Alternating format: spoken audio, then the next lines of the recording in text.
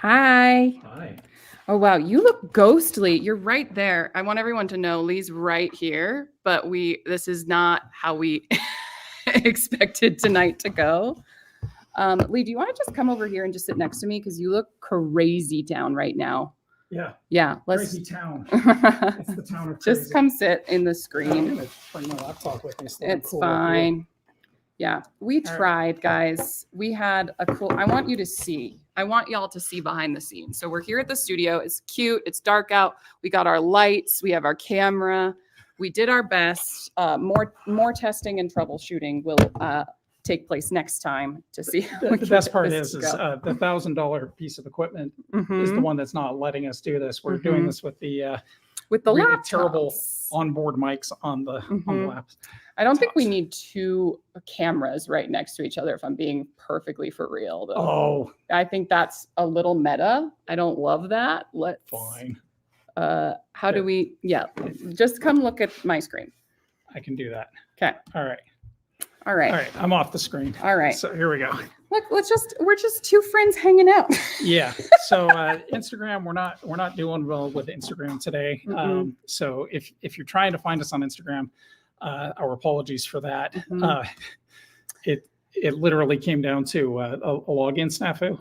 Well, yeah, because honestly, I have words for folks at Meta with this whole dual authentication, and you need a code that's only on the. Anyway, we're not going to bore you. We're going to start talking about plants. It's for security, though.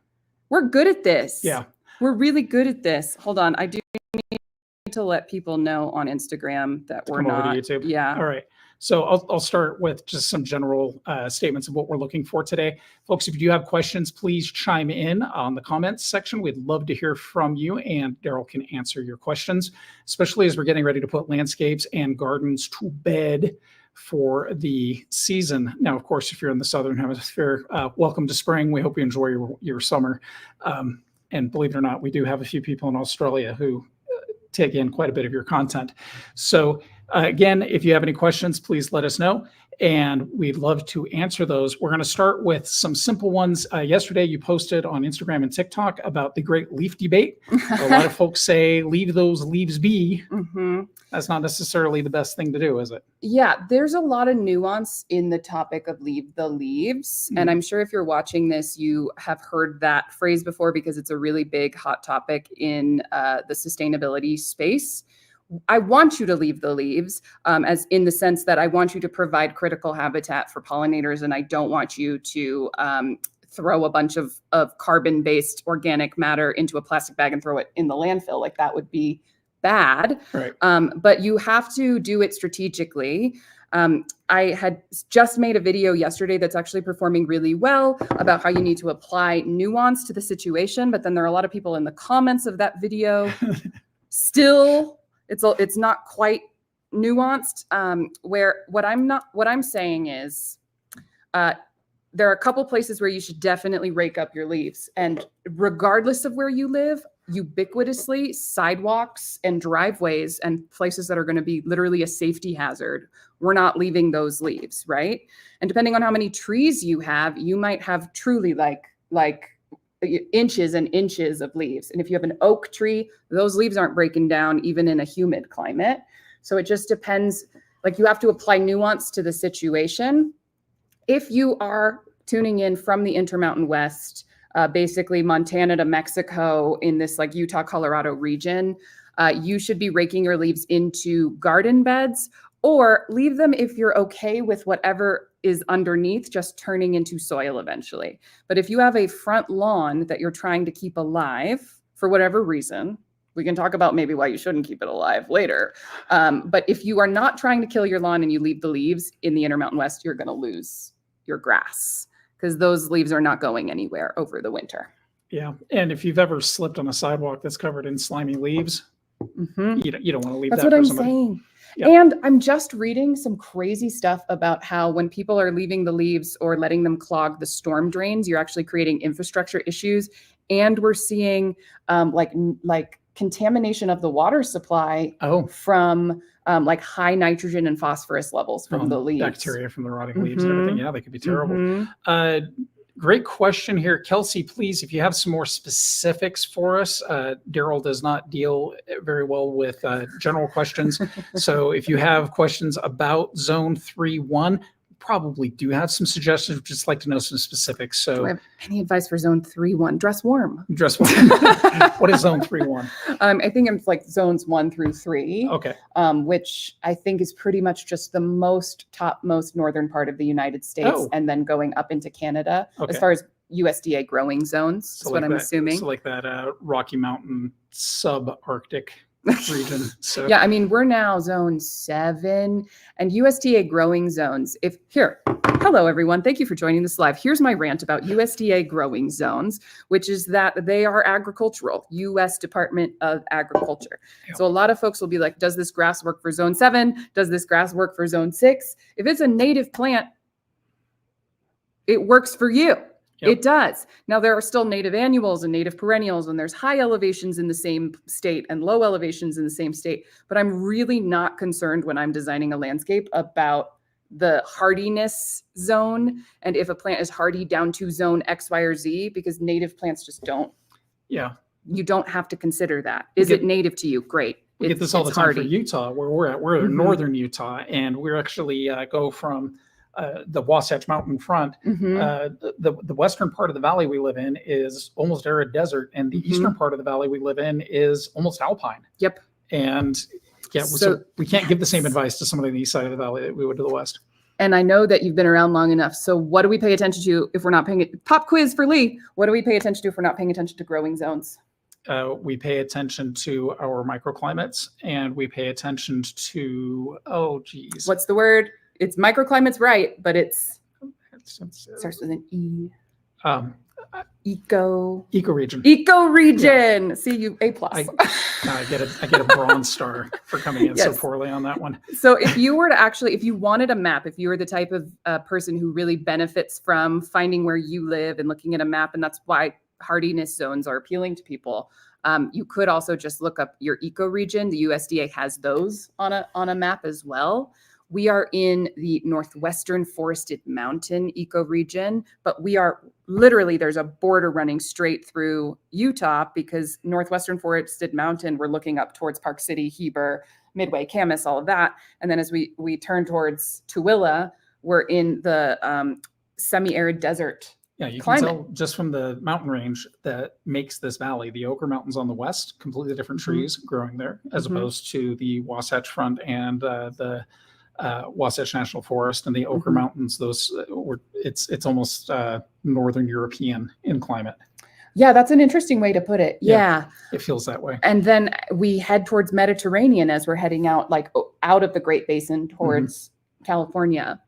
If we're confusing you, don't worry about it. I was just reading about Spokane, Washington, another great Mediterranean climate. But find out what ecoregion you are, and pay more attention to that while you're planning your landscape. If you plan to use non-native plants, then hardiness zones. Mhm. And if you do plan to use native plants, then just pick native plants. And we actually got a question that says, more specifically, this is from Kelsey, more specifically, what are good resources for finding out what our native plants are? Oh, well, Kelsey's in Alberta. Mhm. So planning student looking for a project in the Yukon. I want to be part So of that project. is that the zones 1 through 3, I Yeah. am imagining? Yeah.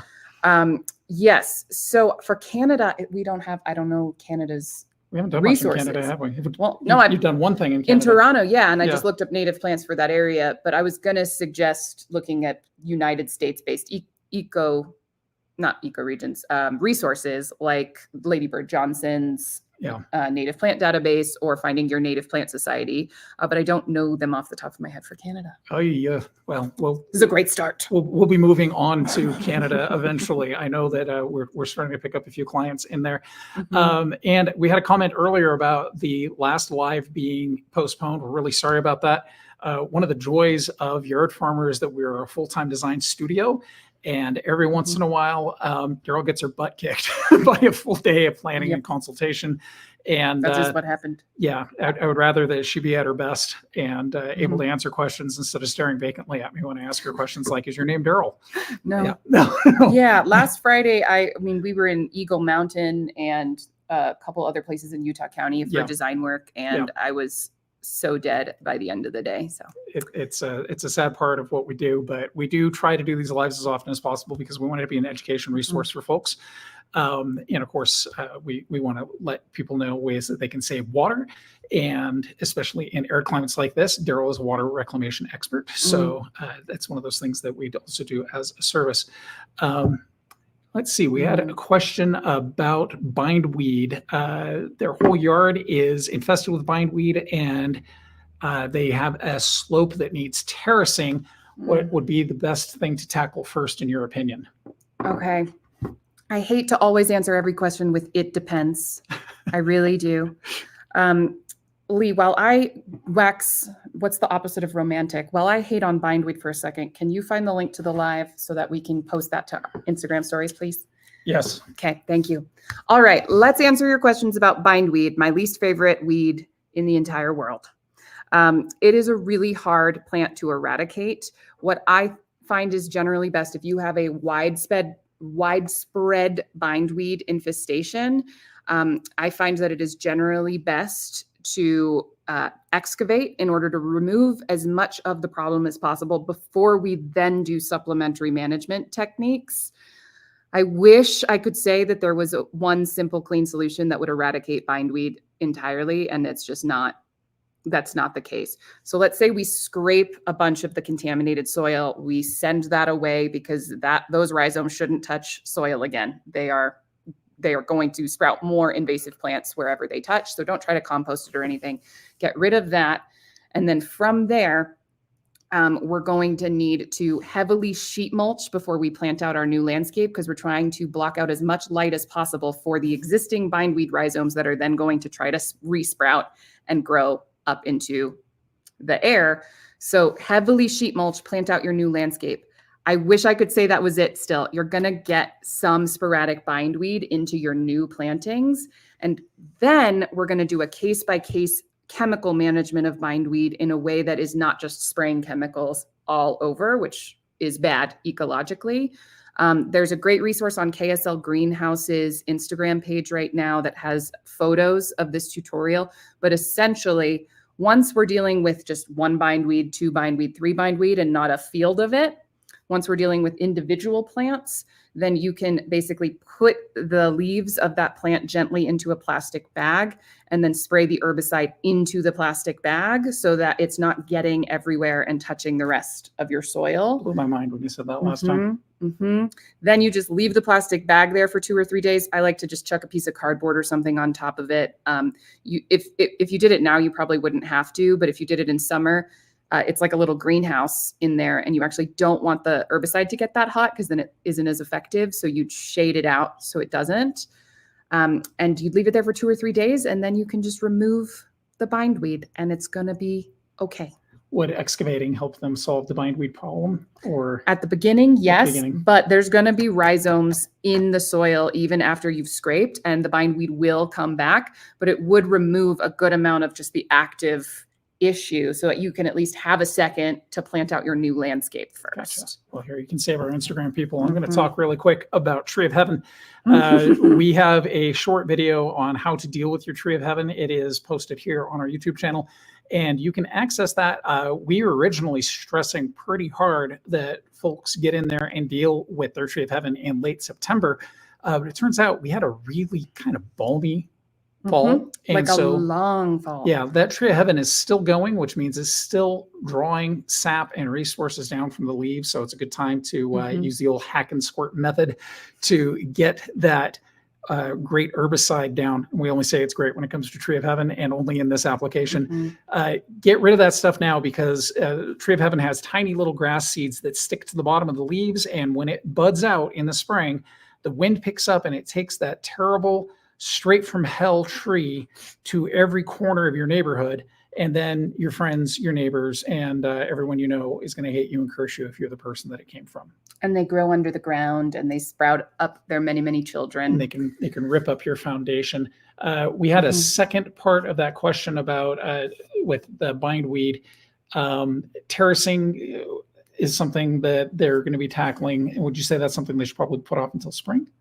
I mean, right now, yeah, it's like don't rip up a bunch of soil and just have bare, exposed, disturbed dirt all winter long, because you'll just, if you're terracing, that means you have a slope. And so if we don't have anything planted on the slope and then winter happens, you're just going to have erosion city. So let's not do that. But yeah, in the spring, do those steps we talked about, treat the bindweed. And then terracing that's just grading and retaining, which is a budget and preference thing. Like if it's not a super steep slope, you can get away without a bunch of retaining. If it's a super steep slope, you might need to retain. And if you're on the banks of the Jordan River, definitely retain. Oh, goodness gracious. I don't think we're at liberty to discuss. No, we're not at liberty to discuss that project. So do you have any recommendations for places to get edible native trees or shrubs in Utah? That's from Rachel Peterson, who's watching us. Sure do. So generally speaking, Valley Nursery in Uinta, which is somewhere between Layton and Ogden, but like more on the mountainy side, on the east side, best source of native trees I've ever seen in Salt Lake as far as price. They've got some edibles. Native edibles would be things like a serviceberry tree. Bushes, they have golden currant, which is one of my favorite native shrubs. Maybe some gooseberries, maybe some huckleberries. Lots of Oregon grape. Definitely Oregon grape, although that's more of a jam and jelly kind of thing. That's not a eat off the bush kind of plant.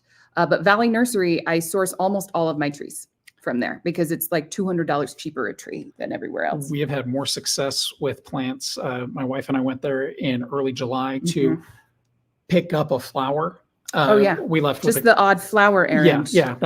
We left with a car full of flowers and shrubs, and none of them died. And that is the first time I've ever experienced that from anything from a nursery. Usually something. That's very good praise for Valley Nursery. So, but one of my favorite places. Honestly. Yeah, they're really good, really nice people too. And sometimes they throw little discounts in, and they laugh at you when you're looking at them and going, "But I thought I spent $400, not $3." Sometimes it's the other way around. You go to a nursery, you think you spent $300, and you spent $5. So, I'm done multitasking, everybody. I'm all yours now. I got it up to stories.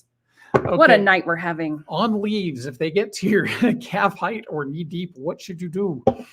On leaves? Yeah, if you got a leaf pile up. If you have a leaf pile that like if you have that many trees where you've got calf height or knee deep leaves that we need to deal with, if you have grass under there that you need to keep alive, we have to move the leaves. If you are cool with just converting, it sounds like you got big mature trees. If you're cool with just converting all of that into like a native forest ecosystem, we could do some shade tolerant plants under there instead of a lawn. You could let the leaves do their thing and smother whatever's underneath. And then we'd be maybe regrading, smoothing things out, adding some mulch and planting out a gorgeous shade tolerant woodland landscape under there maybe. But that's the thing. That level of leaves, especially if you live in a place where leaves are slow to decompose, is going to sheet mulch essentially whatever was there first. Oh, it's going to do it organically for you. Yeah. So if you need that ground to stay clear, you got to rake it somewhere. And I rake them into just my regular landscaping beds, side yard, back corner, compost bins, leaf towers, vegetable beds, like just whole leaves. You don't even have to mulch them or anything. Make a great veggie garden bed mulch. You could just pile in inches and inches of that. It's going to protect the soil over the winter. And then in the spring, when you have your little tomato start, just push the leaves aside, plant the tomato straight into the soil, keep the leaves on as a mulch. It's perfect. The wild pack of hippies I was raised by, they swore by just digging holes and burying their leaves in them. Yeah, but the wild pack of hippies that you were raised by, I believe, were in the Pacific Northwest. No, it was here in Utah. That was here? Yeah. West side where the soil was terrible. And within your mom's onto something there, because she's just putting a bunch of organic matter into the soil. And that soil went from terrible hard scrabble to black rich soil within 10 years. That's crazy. Yeah. If it don't look like chocolate cake, I don't want it. It looked like chocolate cake. It smelled like something else altogether. Awesome. Okay, science saves. I have a strange question today. I potted a 4-foot Cara orange tree and did 4 notch cuts. On top of it's going to be 50 degrees tonight. Am I going to stress my tree? 50 degrees? Probably not. I mean, I'm not a non-native tree expert. I'm not a fruit tree, especially a citrus tree expert, because we don't live. They don't do well here. Yeah, that would need to be in a pot inside or in a greenhouse of some kind here. 50 degrees, I would assume not. When you're getting into the low 40s with citrus, definitely. A lot of citrus can be frost tolerant even. I'm kind of making stuff up a little bit though, because I've never even like looked at a Cara orange tree in my life. But I don't even know if that's the frost tolerant kind, but I know a lot of oranges can be frost tolerant. We may have to get back to you on that one. Sorry, my dude. So in the Willamette Valley in the Pacific Northwest, this is the time of year when all the vineyards get very excited, because if they get a sudden frost and there's still grapes on the vines, they get a very sweet ice wine. The ice wine. Yeah. And when I was doing radio in the Pacific Northwest, 1,000 years ago, we got a call from one of the vineyards that they had 3 frosts in a row and they were going to have the best ice wine they'd had. And we got a bottle of that. And how sweet was it? it was so good. It was very, very sweet. Yeah. It's like, I have a friend who makes Applejack. They start with a hard cider and they freeze it, pour off the liquid, freeze it, pour off the liquid. And then you basically end up with I sound like an alcoholic. I don't drink. You end up with a grain alcohol that's made purely from apples, and it'll scrape the paint off your car and help you sleep at night. Okay. Says the sober one. Yeah. 4 top-notch cuts, too much, do you No, think? I don't think so. I think you're probably fine. Like I said, I'm not an arborist or a citrus tree expert. What's the notch cut? I don't want to get into it. Okay, we won't get into it. We're not arborists. Yeah. So that's whenever tax season comes by, we're not tax experts either. Sometimes we'll get some questions like, what would be the best way to get a good tax rebate with my landscape? Yeah. Well, conservation easement or something. yeah. There are ways that you can save money too, though, is through water savers programs. We do have a couple of videos up on our YouTube channel about that. So if you're looking at ways that you can have your local government help you put in a new landscape for perhaps a park strip or waterwise grass, we'll be doing a whole series on that. We already started it. We're going to be finishing that up in the spring because everything went into hibernation on us. Yeah. So we can only shoot so much. But also it's just going to be nice in the spring once things start filling in to be able to add the footage of what it's actually going to look like. Because otherwise I'm just using a lot of words trying to tell you to trust me. Oh, we got a great question from Marcia. I want to take a stab at it, Daryl. Lee's answering questions. All right. Wait, no. Shh. Lee. Yeah. Marcia Devon asks, what exactly do you mean by sheet mulching with leaves? All right, Marcia, that is a fantastic question. And I'm so glad that I'm here to help you with this because Daryl's actually answered this 100 times. Not so much with leaves, but sheet mulching. With sheet mulch, you take cardboard or you take like a carpenter's paper and you lay it down and you cover it with a bunch of stuff. And you basically end up over time suffocating out and blocking sunlight and air from heating these weeds. So they'll just die, right? So if you're using leaves, you're basically doing the same thing. The leaves are acting in the same capacity as the cardboard in that they're smothering and suffocating and blocking light from getting to that lower easement of weeds. So or grass or whatever you want to smother. Now, bindweed is a righteous bastard though, and it's gonna survive. But then you can start individually treating the bindweed that makes its way up, because at the end of the day, bindweed does need to photosynthesize in order to stay alive. So if we block out as much of the light as possible, then we're helping weaken the whole bindweed system under there. That was very good, Lee. Thank you. Thank you so much. I appreciate being able to answer that. We just put this in application in our own yard. One of the neat things about working for a landscape design company is that you pick up a lot of things out of osmosis. Even as a meager editor, you learn these things. And we had made the mistake of doing landscape fabric in our front yard with a thin layer of mulch. Not the best. We pulled all that out and put about 3 to 4 inches of mulch on top of that. And it's looking great. And I know that any weeds that pop through that are going to be so anemic in the spring and summer that it's just going to be easy street for us. So, but we didn't need to sheet mulch this time out. Nice. Backyard, we'll have to sheet mulch. That's definitely something. So Marcia had asked us about the sheet mulching, but she was not the first person that asked about the bindweed. Oh, yeah. So Marcia, don't worry about the bindweed. No, you're probably fine. What we're saying for the sheet mulching there is if you're leaving that many leaves, if you're saying it's knee deep or calf height deep, whatever's under there is gone. Like we're not going to have a lawn left under there unless you live in a place where like in Florida, you literally, in the time that I've taken to explain this answer, the leaves have since decomposed. Yeah. But if you live somewhere where things are going to break down at a more normal rate, that meant we're just blocking out the light and now we have dirt wherever that is. So all I'm saying is, if you're not trying to keep a lawn alive under there, just embrace it, let the leaves decompose. And then next spring, we could just plant out like shady native plants, some sedges, Stuff that likes being under those some trees. ferns if you live in a place with acidic soil. Yeah. Because I'm guessing if you have that many leaves, you got a lot of trees, and then I'm guessing you got a lot of shade. And then I'm guessing you don't have a lot of light. So we need to plant woodland, foresty vibes. So she's asking if it's okay to leave the wet, sloppy ones if it's just in your yard on your. Just as long as you're not walking. Yeah. If it's on your driveway, please move it. Yeah, you don't want to slip. It's a painful way to go. Clear a path for yourself if there's a highly foot trafficked area that you need to get to. Yeah. But wherever you're not trying, when I just say don't necessarily leave the leaves everywhere, it's like, do you care about what's underneath? Because you might smother that out if you have too many leaves there. And like in That's my really neighborhood, we're in a wind corridor, so we do have to take care of our leaves because if I want to leave them, they're going to blow into my neighbor's yards and they don't want them. Mhm. So there are specifics that'll come up in your neighborhood. So, Lisa Gypsy Spirit 53 de Kramer. That is probably one of the longest usernames that I've read here. Bindweed can grow in a 4-foot pile of mulch. It is so tenacious. And I love that you brought up Florida because very, very dry, very wet climate. One of my favorite things that we saw last year was when we were in North Carolina and we were talking to a woman who was literally composting wool rugs. Yeah. Yeah. And I was like, are you serious? Like, I could leave a wool rug outside in Utah for years and it would just be a rug that's like gets progressively dirtier Faded over and 4 dirty. years. Yeah. This woman was just taking her version of sheet mulching, Marsha, in North Carolina, was taking a whole wool rug and putting it out and then just letting the earth grow up through it. And it was nature finds a way. It was wild. It was so wild. Yeah.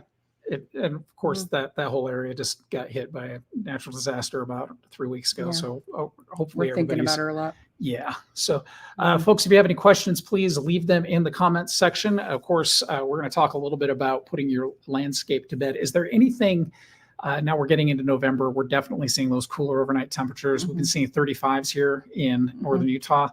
Are there things that we need to be concerned about as far as, is there anything we need to prune back this time of year? Is there anything that we need to mulch in to keep it warm during the winter? Is that something we should be concerned about? Or There's a great question. Again, I'm like, it depends on your situation. There are some pretty ubiquitous. I'm really struggling with that word today, Lee. There are some pretty ubiquitous things that no matter where you live, you need to do no matter where you live. There are some pretty ubiquitous things you need to do if you live in a cold climate and winter is coming, to prepare your yard and your landscape for winter. Mulching is great, especially if you have young trees or things with sensitive root systems, but a lot of native plants just go dormant over the winter. And if they're mature and established, we're not worried about that so much. The sort of most obvious thing that I can think of is please winterize your sprinkler systems like immediately. Because if you're a new homeowner, like I was, 8 years ago, who didn't know that was a thing. It was before I had joined this career field. And I had just moved into my first home. And that was a really, really sad day when I learned that I should have winterized at least the night before. So there are great resources for this. YouTube University will help you a lot. I don't need to go into the step-by-steps, but find your stop and waste, put the key in the ground, twist it, blow out the sprinkler system immediately. We don't need the water right now. We're fine for the rest of the year. As I said to the company down the street from my house as I was walking by just a week ago, and they still have their sprinklers going. It's like, what are you watering right now? We're so late in the season. Yep. Now, if you had a baby new plant and we're not getting rain every day, I could see wanting to establish it. So again, there's nuance. But winterize your sprinkler system. If you have trees, mulch them. Oh man, how nuanced do I want to get, y'all? If you have diseased trees, if you have trees like the sycamores right now that have anthracnose, you want to mulch the trees, but you want to get that infected debris. So all of those sycamore leaves, you want to get them cleared out and away from the trunk and the root system. Now, anthracnose is unlikely to affect other things. So like you could still take a sycamore leaf and put it in your side yard. You're not giving your side yard anthracnose. It's really, I don't know if it's sycamore exclusive, but it's affecting sycamores specifically and London plane trees. But that fungal bacteria, whatever it is in there. If you just leave all those leaves sitting right up on the trunk and the root flare of your sycamore, then you're just making it more susceptible to those diseases through the winter and then into spring next year. You're building a conduit for that to get around. Also, if you have a drip irrigation system, that's the easiest thing in the world to blow out. All you have to do is find the end or the terminal end of it. Usually it's just bent over and has a clip on it. I learned this the hard way myself because I did not install my drip irrigation system, but the owner of the house prior to us had said, very panicked about this time of year, hey, make sure you unclip the end of the system and just blast that out real quick so that your drip doesn't crack and disintegrate. Because it can last a good few years without being replaced if you take good care of them. So Fangirl X, I have a patch of woods that they're developing a healthy understory in, all open areas being filled up with sassafras saplings. How can they get rid of that so they can create a more diverse understory? That's fascinating. I always just thought sassafras was a fancy old time cuss word. It's a fancy old time root beer ingredient, and it's made out of that thing. Sarsaparilla. Okay, now I know. Okay. Okay, so if this is sassafras invasive where you are? I don't know. It sounds like it is. You're going to want to get that cleared out in some capacity. So we could bring in the goats, we could bring in the weed whacker. You're probably, it sounds like if we're getting a ton of saplings, it sounds like it's probably an interconnected root system like a tree of heaven is going to be. I think sassafras is native to the United States, right? North America and Eastern Asia. It's aromatic. We're learning about a sassafras here on your time. Yeah. So if we want to do a biodiverse native understory and the sassafras is completely competing out all of the other plants, you're either going to want to make some sort of ongoing management plan where you find a use for that sassafras. So this is, I mean, I could wax really romantic for a second, where we know that in forests where indigenous populations were managing saplings in order to harvest bark and flexible stems for basket weaving and so on, we know that those forests actually behave better and have more biodiverse ecosystems than when the trees are just allowed to grow with no human interaction and no management. And so humans can play a valuable part in an ecosystem. We're not always just the bad thing that's affecting the ecosystem. And so if you have this sassafras that's getting so dense that you're not able to have anything else thrive there, if you could find a use for that, even if it's just mulch, right? Like harvesting it as free biomass to then wood chip in like a little electric wood chipper, then you could just have that as part of your management plan and keep that understory clear enough for other things to poke through. I would do that before I would go to the chemical method, like how we would be treating a tree of heaven, for example. Yeah, they're saying it's definitely an interconnected root system. And a lot of times we're paying for mistakes that were made in good faith once upon a time by forest services and arborist societies. The kudzu problem on the East Coast right now is because it wasn't the Audubon Society, but it was somebody along those lines about 100 years ago decided that kudzu was going to be amazing and that it was going to be the plant of the future. And so they planted it everywhere and they promoted it being planted everywhere. And now, lo and behold, it's invasive and horrible. Also turns out that's how we got the Russian olive here, was through Russian olive. Well-meaning arborists trying to bring in a plant that would take over and do well in arid climates like ours. And now it's everywhere. Do well. What could go wrong? What could go wrong? This plant will do so well. It can take over. What will go wrong? It can take over the entire Jordan River Parkway, as you can see. I'm always traumatized when I see one. Look, Fangirl X says the saplings are wonderfully straight. Maybe I'll take up weaving. Yes, permaculture. Yeah. So permaculture value, turn a problem into a solution, right? So if the sassafras biomass that keeps taking over is the problem, it's not allowing other things in that understory to thrive, turn it into a solution. So if you don't want to necessarily weave a bunch of baskets, although that would be very cool if you wanted to learn that, look into wattle fencing. You can make woven fencing. It's very popular in the UK with willow and hazel branches. But if you still have some flexibility in the young saplings, then you could weave landscape edging, garden beds, cute little fences. You could also make trellises for your vegetable gardens, like little teepee trellises or woven things. Like, use it. It's free stuff. And then keep that ecosystem clear and let your native understory thrive while you're also benefiting. And you become an active part of your own ecosystem, which I think is pretty rad. Yeah, wattle fencing is really neat. It's ancient. It's been around forever. And you can also plaster over it. There are people that have used wattle as a foundation. Yeah. I did not know. Yeah, wattle and daub. You can basically plaster over wattle. And building walls out of wattle? Yeah. You can also, I mean, we know this because we just have a client that's actually building a straw bale house, which I almost quit my job so I could go build a straw bale house with them. But it turns out they don't want an old guy that only knows how to make videos. I was in there having my consult talking about their straw bale house, and I saw him right here just like losing his mind because it's his dream. It is. Because they're living your dream, Lee. Well, and there's sustenance-based home building techniques like earth ships, but the tires decompose. But straw bale housing has been around forever, and it's amazing and cool. I'm going to see if I can share a picture of some of this wattle fencing. Fancy. So look at me being not fancy at all. Right there. Okay, he's hitting share. He's doing his best. There it is. And Ta-da! So, yeah, you can kind of see it there on the screen. I went with the most rustic one that I could find. You can go really tight with it too. But there's some really neat wattle fencing. Look how cute that is. It's like a garden fence. Yeah. It's so cute. And if you're in like a heavily forested area where the deer are jumping over your fences to come and eat your garden, you can pick it up about 6-7 feet high. And it's natural. And you could grow some grapes up it. Free stuff, man. Yeah. All right. Rachel Peterson says, any tips on loosening really compacted clay soil?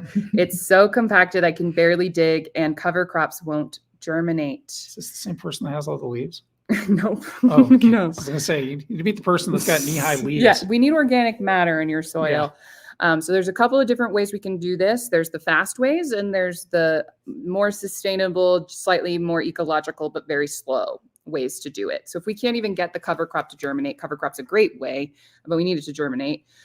Fast ways would be either we're doing some sort of tilling and integrating of organic matter into your soil.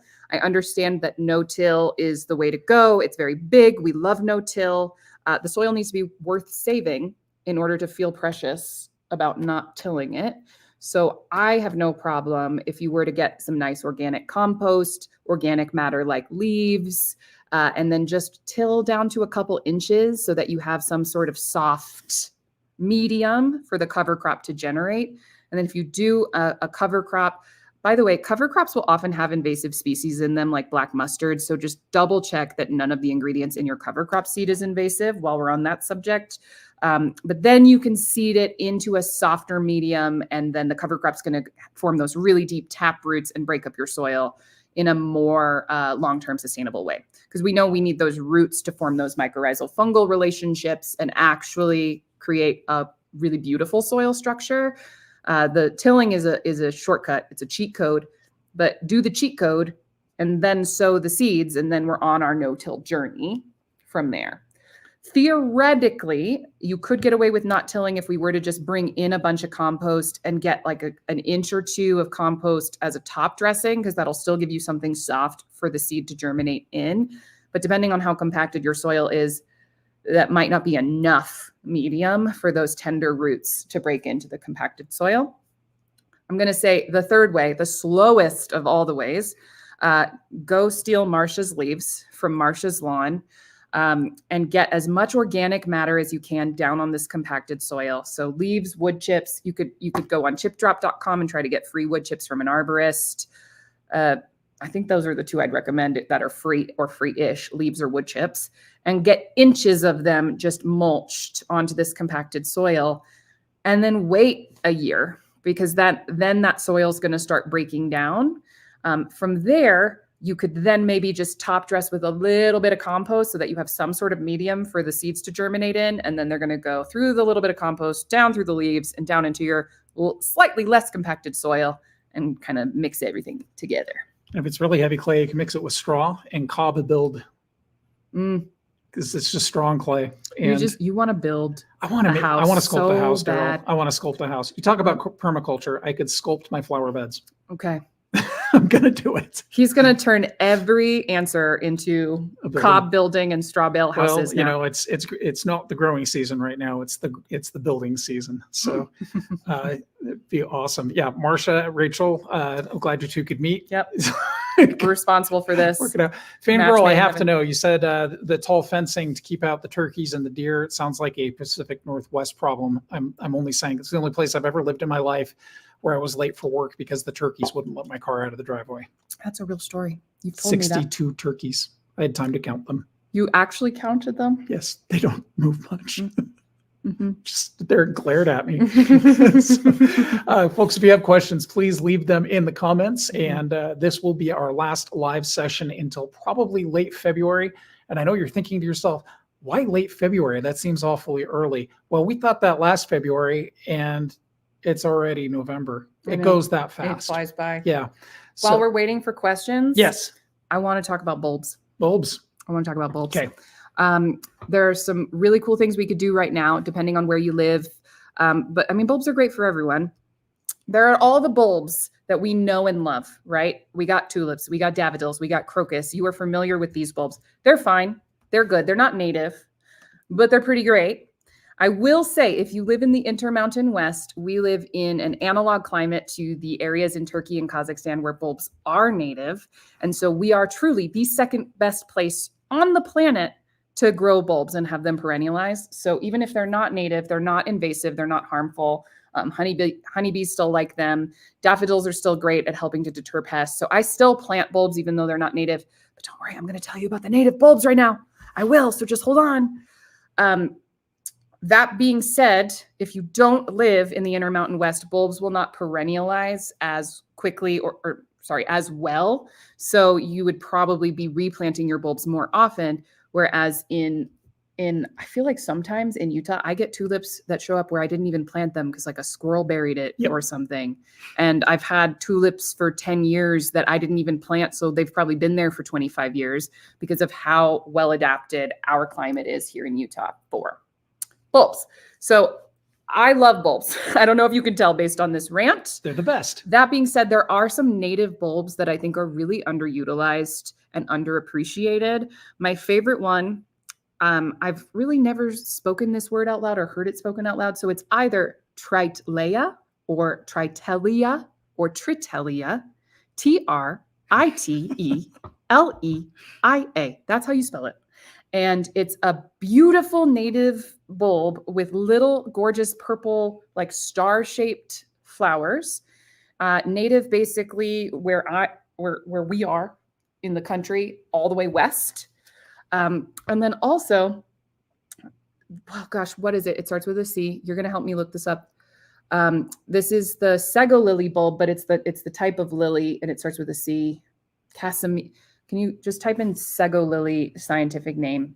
Because you can get the Sego lily bulbs, or there's just a broader genus that has all of them. That the Sego lily is just one of those things. Sego lily scientific name, please. Calotortus. Shocking that I couldn't remember that off the top of my head. Calotortus. Calotortus bulbs and Tritelia bulbs are native, fall planted. You can actually get away with planting them in spring as well. Gorgeous, beautiful bulbs. Rachel, to answer your question, you may be able to get bags of leaves through airport security. What we found, my wife found, you can't bring anything that's a paste, like peanut butter. Mm-hmm. I thought you were going to say, I kid you not, I thought you were going to say that you've tried to get leaves through airport security. No, but I bet you I would believe it. I bet you it's happened. So, okay, Marcia has a question about a 100-year-old oak tree. If they have one on their property that's in decline, is it possible to turn that around? I mean, oak trees can live a lot longer than 100 years. Yeah. 100-year oak is kind of, that's the colloquial phrase you hear. That's a 100-year oak. It's a century oak. If it's diseased, you want to make sure that those leaves, which do not decompose quickly, are far away from the trunk and the root flare, just like what I was talking about with sycamores and London planes and anthracnose, because that fungal diseases and bacteria from those leaves can just get right back into the tree where it's most vulnerable there. So you'll want to keep that nice and clear. Typically, it's keeping it debris free, and then lots and lots of water, especially during drought periods, is without knowing any details about your tree, those are the two most ubiquitous answers. At the end of the day, you need to get a certified arborist who is tree health focused, and ask for their certification, and ask if they are focused on preserving trees or removing trees, because you don't want an arborist to just show up and say, yeah, I can take that down. That'll be $2,500. Thank you. You want someone who's really going to try to save the tree. Yeah, if the guy pulls up and he looks like Grizzly Adams, chances are he's going to try to save the tree. It's stereotypical of guys who look like Grizzly Adams, but I understand. Yeah. This is every arborist I've ever known with a long beard and long hair usually wants to save the tree. Yeah. It's kind of a funny thing. I lost my stream of thought and I feel really terrible about it. So any tips for germinating yarrow? For a lawn replacement? Yes, straight on the ground. Of course, it depends on where you are. If you were here where yarrow is super native, anywhere basically west of the Mississippi, I imagine. I mean, it's kind of everywhere, if I'm being honest, in the United States. But I do not worry about pre-germinating it as a lawn replacement. You want to use the seed. And I would personally just get an Eco Lawn blend that has like a clover fescue yarrow mix. It's also going to spread on its own. And here's the tips, everybody. Do you want my tips for overseeding an existing lawn with a more drought-tolerant lawn variety? You're going to take a hard rake, or if you're really fancy, a dethatcher. But you don't have to go buy something special. Just a hard rake will work. And in the spring, you're going to just go absolutely nuts on your lawn with that hard rake. Just take out every negative feeling you've ever had on the lawn, because we want to disturb it and get places where you can get seed to soil contact, and also dethatch any of that like dried, matted lawn stuff that's going to prevent seeds from permeating. So go nuts with that. If you have a really compacted, lumpy, bumpy lawn, you'll probably want to aerate at that time as well. And then you're going to take a little compost, a little topsoil, a little bit of sand. You're going to mix it together. And any places that you got little lumps, little bumps, little divots, you're unhappy, you're going to spread that out and take a lawn leveling rake and smooth it out. So now we have a nice even surface to work with. And then you overseed with an Eco Lawn blend. Fescue, clover, yarrow, probably 50% of the water needs of a traditional bluegrass lawn, but still looks like emerald green and glorious. And you can do that without having to rip your whole lawn out, because they're still like cool season grasses, and they'll just grow in with the bluegrass and be biodiverse. Is there a fertilizer we need to lay down too? Or is that the compost that you've added in that's going to do the job? Yeah. Okay. I'm not trying, especially for a yarrow.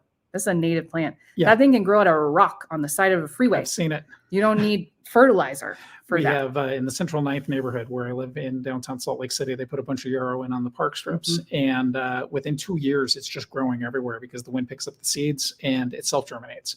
And we thought it was yellow yarrow, but within 2 or 3 months, some of it turned red, some of it turned orange. Love the orange yarrow. It's pretty neat stuff. It's a great, great plant. And it really looks good in the desert. Like it's one of those plants where you look at it and go, okay, it's definitely a desert plant. It's meant to be here. But it loves being here.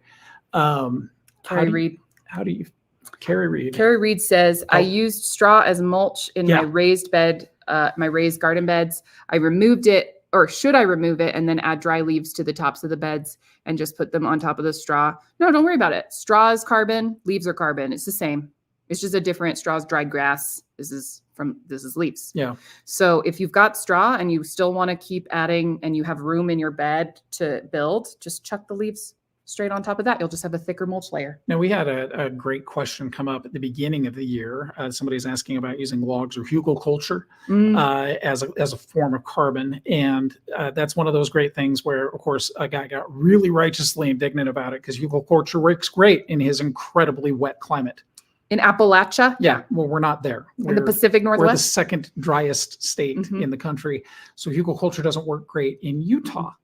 It can, though. Yeah. Like it was, there's hugelkultur that's like the actual, like by the book way that this, I'm assuming very German person. Swedish, Germanic, Northern Finland. Yes.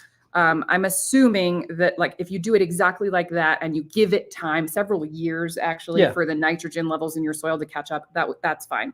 What I'm sick of are influencer people just being like, shove 87 logs in your vegetable bed and call it hugel culture, right? Yeah. So for that, that's not going to work. And so, but it's different when we're talking about carbon that is being used as soil, because they're talking in this sort of pseudo hugel culture way. They're talking about saving money and cheaping out on putting in soil by just filling in a bunch of logs instead. Yeah. There's a very big difference between doing that and then just having soil and using carbon as a mulch on top. Right. The plants aren't actually growing out of that carbon, and that carbon will slowly break down and turn into soil, but the roots are down here and the mulch is up here, you know? Yeah.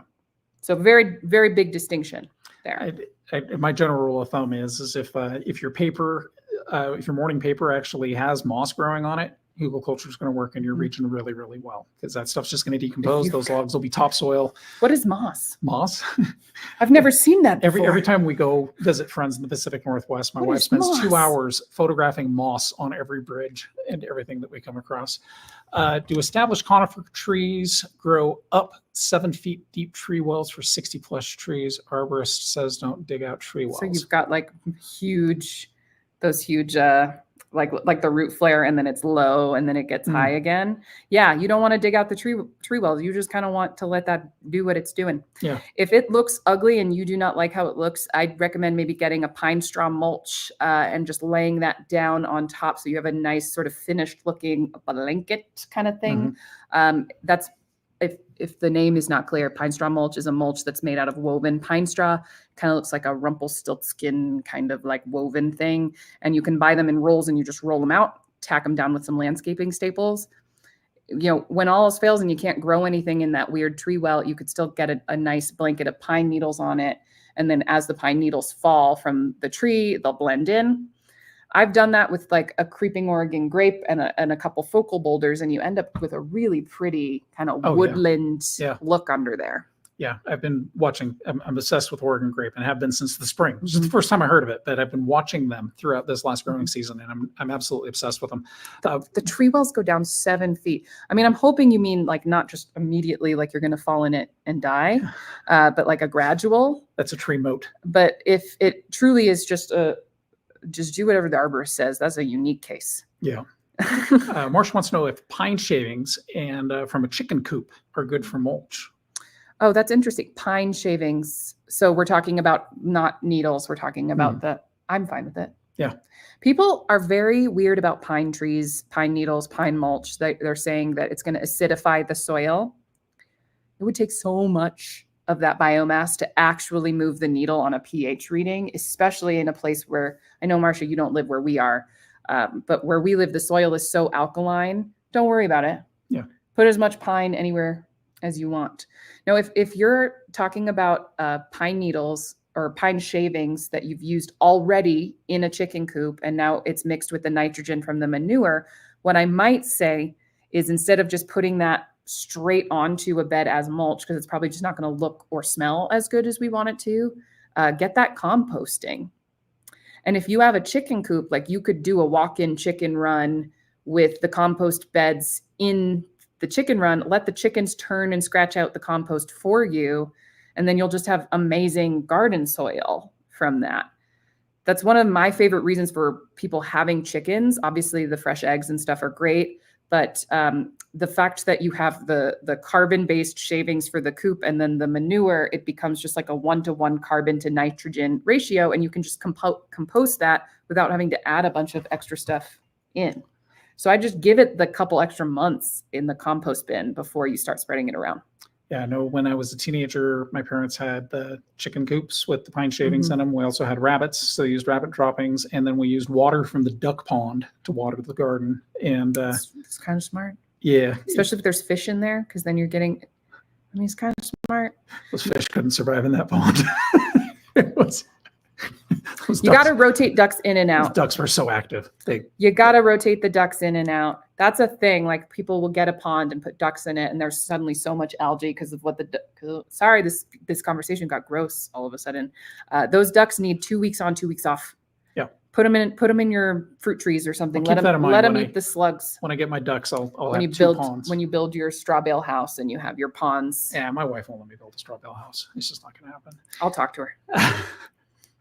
Okay. At some point, people filled in around the trees with metal collars that are 7 feet deep. Have you ever heard of that? Jackie, this is a unique situation. Wow. That is crazy. Yeah. You want to level out and do hard scraping. Arborist says roots could have grown up, so don't dig. Yeah, your arborist is absolutely right, because the trees are doing what they need to do, and then the roots are going up.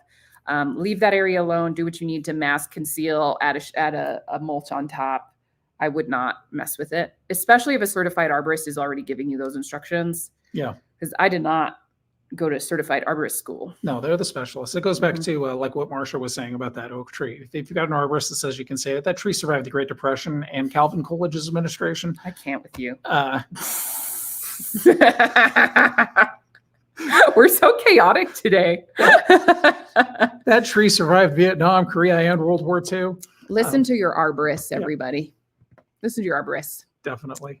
Folks, if you have questions, please drop them in the comments. We've got a couple more minutes here. I can't believe we've been going in an hour. No. And only 55 minutes of that has been us not screwing up. Nonsense. All right. Yay, one of my favorite questions. Oh. Rachel, thank you for your amazing, insightful questions. Please keep them coming. What are some good native shade and understory plants for Utah? All right, I'm going to talk about Utah, but I'm going to widen it so that anybody watching from a different ecoregion, different area of the country can also apply some nuance to their own yard. You want to focus on your woodland ecosystems. So when you're trying to identify what native plants are going to survive in part to full shade in your area, look to the woods, look to your native forests that are around you, right? So those native understory shrubs that are growing in your pine forests, your general conifer forests, or like in an aspen grove, that's what's going to do well here. For us, understory shrubs would be things like Oregon grape, huge in the woods, elderberry, black elderberry, blue elderberry. You can do native cultivars of elderberry if you want those like really deep burgundy tones, but they're not host plants the way that a true native would be for wildlife. Native edibles, currant can take some shade. Gooseberry can take some shade. I'd say for shrubs, that's what, dogwoods, duh. Red twig dogwood, my favorite thing in the whole world because of the fire engine red bark. That's an understory shrub that's used to growing under a canopy of native trees. So no matter where you live, if you're trying to plant for full shade, just figure out what plants are native to the forests in your region. And we are going to have a plant resource list on our website, YardFarmer.co. It'll be on the resources page. That's going live anytime now. Well, until when I take a second to edit the page. Oh, I was going to blame the website hamsters. No, it's me. Yeah. I'm always the problem. And Marsha has confirmed that tree was there for Calvin Coolidge. Marsha and Rachel are good time tonight. Yeah, we like you guys. Yeah, please make sure to subscribe to this channel. When we come back in the spring, we're going to be laying down the ancient wisdom when it comes to permaculture. And the coolest thing about you've been doing this for about 2 years. I've been with you for 2. Well, only 2. You Never came mind. in, Sorry to interrupt you. You came in hard about 2 years ago. You were doing it before that, but like full-time design. We're going on about 2 years. And I've noticed that as you take on clients from different parts of the country, the ancient wisdom from other regions is starting to come in too. So we're trying to make sure that we have resources available for folks no matter where you live. So for now, those resources will actually be the East Coast, the Midwest, or Rocky Mountain region, and the West Coast. The West Coast. So yeah, we haven't taken the time to go into all the individual ecoregions because that would expand from 4 groups to like 11 or 12 groups at the lowest category level. And we could write a small book just on Florida. Literally. Yeah. Truly. So instead, we just went east, middle, mountain, and west. So we're going to have 4 categories on our websites, and then we have lists of native plants. It's not there yet. No. So please just be patient with me. I literally am the bottleneck here where I have to sit down and read everything. And she only does 10 hours of consults a day. Just sometimes, 10 hours. No big Sometimes. Deal. You're not even exaggerating that much. I'm not. I'm married to the person who manages your schedule. That's true. Crazy. Do y'all know Leigh? Do y'all know who Leigh is? Leigh. So this is Leigh. He's our content director, if you will. And he's married to Rachel, who is truly the glue that holds all of this together, who I owe my life and my sanity to. Me too. Weird that. Right? Yeah.